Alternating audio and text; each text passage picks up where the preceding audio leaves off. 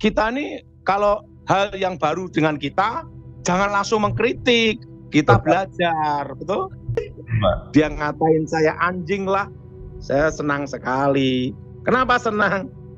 Dunia penuh warna, karena ada dia. Dan nggak boleh mati dulu, karena biar umurnya panjang.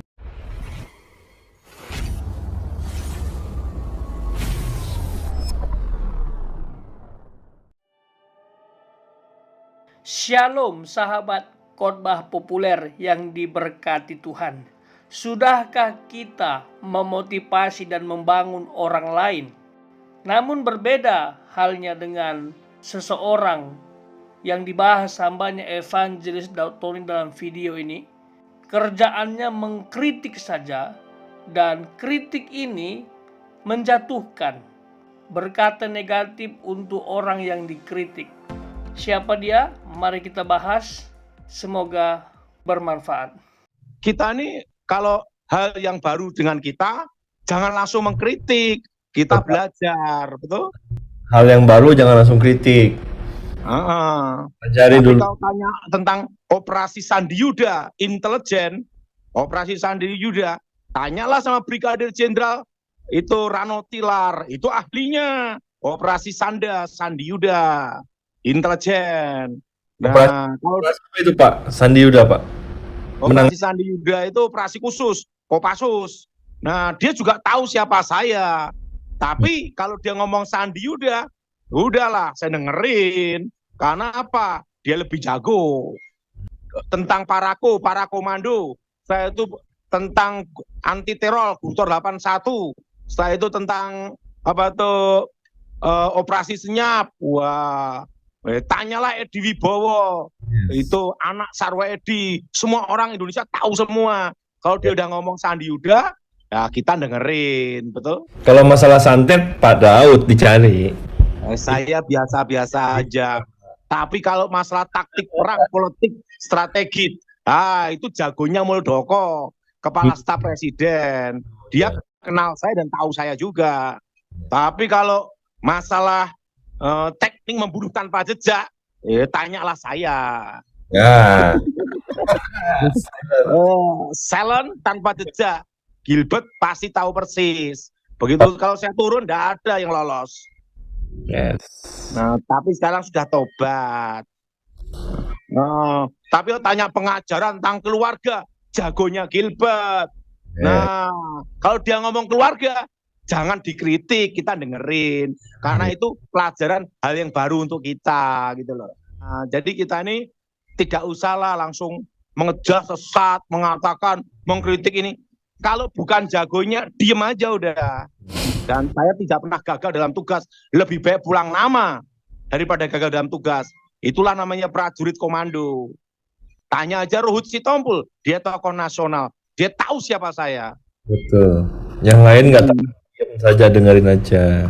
Jadi bukan hanya sekedar saya hanya kenal aja, mereka tahu saya. Wong saya setiap kali ditugasin.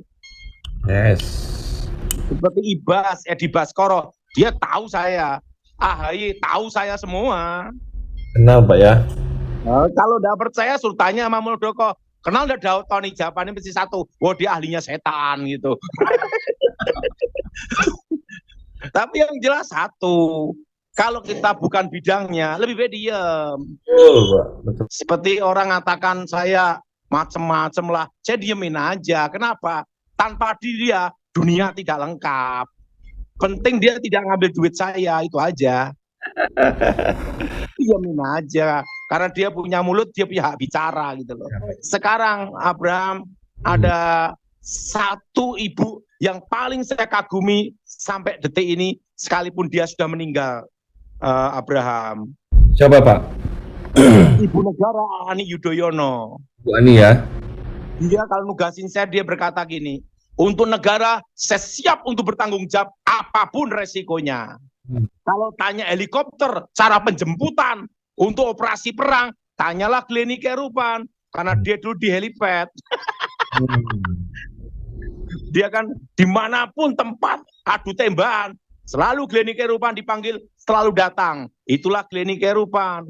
Yes. Jadi misalnya adu tembakan, dua di Timor Leste. Itu kawan-kawan kan cerita semua.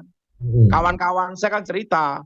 Begitu, begitu ditelepon, Glenn, kita perlu engkau. Langsung dia dengan gagah berani langsung ke lapangan untuk menjemput yang ada di lapangan untuk menyelamatkan.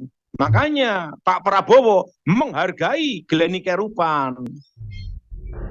Karena apa? Dia seorang harimau, bukan kucing, betul enggak?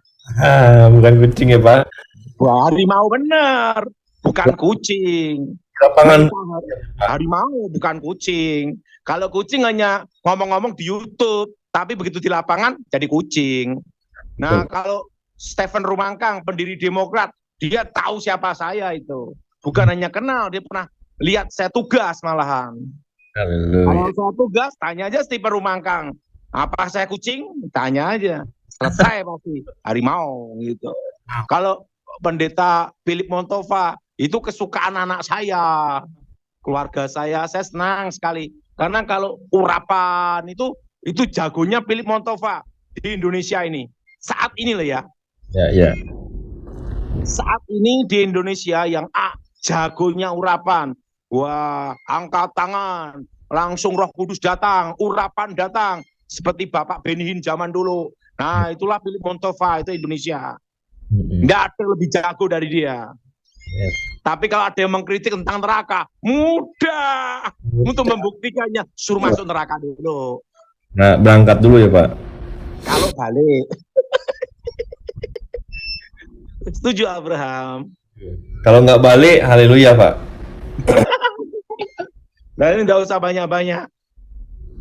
Dari Kopassus, Mayor Jenderal Purnawirawan Sunindio. Wah itu teman baik saya dan dia tahu kalau saya tugas gimana. Itu saya sebut ini kan jenderal semua. Yes. Ahli. Mereka tahu kalau saya tugas gimana. Tapi waktu mereka ngomong operasi Sandi Yuda, para komando, udahlah saya lebih baik dengerin, belajar. Nggak usah ribut. Kenapa? Memang mereka jagonya. Betul. Itu yang bagus Pak. Sportif. Belajar mendengar. Apa? Dengar Pak. Mendengar. Kenapa saya banyak pengetahuan bertambah? Karena saya belajar dari mereka-mereka. Yes. Belajar dari apa? Dari mereka-mereka yang ahlinya. Iya. Saya belajar dari mereka. Itu Mayor Jenderal Sunindio. Recording in progress. Mantan Pangdam Diponegoro. Tahu saya. Mayor Jenderal Sunindio, mantan Pangdam Diponegoro, Kopassus itu, ya para komando tahu saya. Yes. Nah, waktu mereka ngomong tentang operasi, gimana operasi khusus, operasi senyap. Nah, lebih baik dengerin, belajar. Satu lawan itu banyak, 1000 kawan itu sedikit. Tapi kalau pengajaran Pendeta Melato, kalau dia mengajar, dengerin aja. Iya betul. Dia jagonya. Tapi kalau yang jago kritik, di luar negeri, dengerin aja. Yang luar negeri ya Pak? Dia nggak mau di dalam negeri, takut dia. Oh, pernah ngomongin Pak Daud kalau nggak salah saya. Iya, dia ngomongin tentang saya. Tapi saya ngomong, suruh dalam negeri dong. Tapi ingat, saya senang sekali. Dia kritik, senang sekali. Ngatain saya kata-kata kotor pun saya senang sekali. Kenapa? Tanpa dia, dunia tidak lengkap. Jadi saya senang sekali sama pengkritik satu itu. Saya bilang gini, siapa yang mau dikritik dia lagi nih ya gitu. Nah, tapi kalau tentang pengajaran, dogma, belajarlah sama Pendeta Mel Atok, sama Pendeta Stephen Tong. Tapi yang jelas satu, pokoknya belajarlah mendengar, jangan mengkritik. Yes. Itu poinnya Pak malam ini. Belajar apa? Mendengar, jangan mengkritik. Supaya kita tidak dosa di hadapan Tuhan, mengusik orang yang diurapi. Ya. Karena kita semua itu dipanggil Tuhan secara khusus dan punya tugas masing-masing secara khusus. Apa yang kita ditugaskan, jalankan aja dengan baik.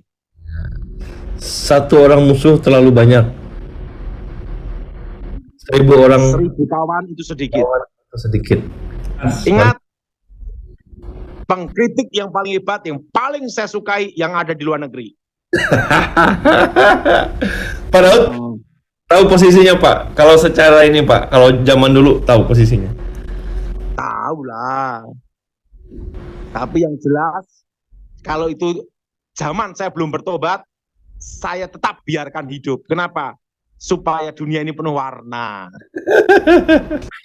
Karena tanpa dia, dunia tidak lengkap. Dia ngatain saya anjing lah. Saya senang sekali. Kenapa senang? Dunia penuh warna. Karena ada dia. Dan tidak boleh mati dulu. Karena biar umurnya panjang. Biar bisa bertobat. Bukan itu. Supaya lengkap dunia ini. Supaya apa? Abraham? Supaya lengkap dunia ini. Nggak ada lo nggak rame. Apa? Nggak ada lo nggak rame. Iya. Senang sekali. Mereka pengkritik-pengkritik itu ada untuk mewarnai YouTube. Ya, biar nggak bosan ya Pak. Iya, kalau supaya happy-happy aja, damai-damai aja, bosen. Harus ada yang bikin ribut-ribut dikit lah, kayak yang di luar negeri, yang di Jerman lah, supaya asik lah kita dengar. Di Jerman. Dia suruh kembali ke Indonesia, dia ngomong apa coba? Apa keinginan saya untuk dia? Pertama, umur dia panjang dan tetap dari pengkritik supaya dunia penuh warna. Dunia dan YouTube penuh warna Pak. Iya, jadi jangan sampai umur pendek, harus umurnya panjang.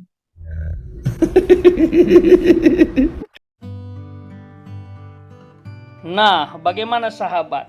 Kira-kira siapa ya yang dimaksud oleh hambanya yang berkata anjing untuk beliau? Saya percaya sahabat sudah tahu, ada cluenya kok. Satu, dia suka mengkritik banyak orang dan berkata sia-sia, dan ada kata negara Jerman. Artinya orang ini berkuar-kuar di luar negeri. Ya mungkin kata anjing ini tidak bermaksud literal, tetapi gambaran. Saya pikir ungkapan lengkapnya atau aslinya saya pernah dengar adalah Daud Tony anjingnya Gilbert. Seperti itu. Ya analoginya atau gambarannya adalah bisa dikatakan Daud Tony ini anak buahnya Gilbert atau yang sering disuruh atau diutus untuk pelayanan. Mungkin bahasa halus ya, tapi ya tidak sepantasnya lah menggunakan gambaran ini. Ini kasar sekali.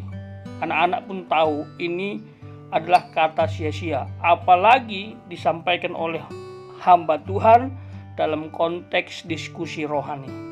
Jadi kesimpulannya sebenarnya dalam penyampaian ini ya setiap orang punya panggilan, punya kemampuan di bidang masing-masing. Jadi kalau kita tidak menguasai kemampuan orang, panggilan orang, udah diam saja, tidak usah berkuar-kuar. Nanti jatuhnya jadi menghina dan merendahkan dan ujaran kebencian. Perkatakanlah yang positif, motivasi, bangunlah orang lain. Barangkali dengan kata-kata kita, orang semakin semangat untuk berkarya dalam Tuhan. Kalau mengkritik seseorang, jangan gunakan kata-kata negatif, membuat orang akan salah paham. Dan kritik harus membangun. Kalau kritik tidak membangun, itu tidak ada gunanya. Ciri-ciri kritik membangun, ada solusi dan motivasi supaya orang yang kita kritik berubah. Tuhan Yesus memberkati.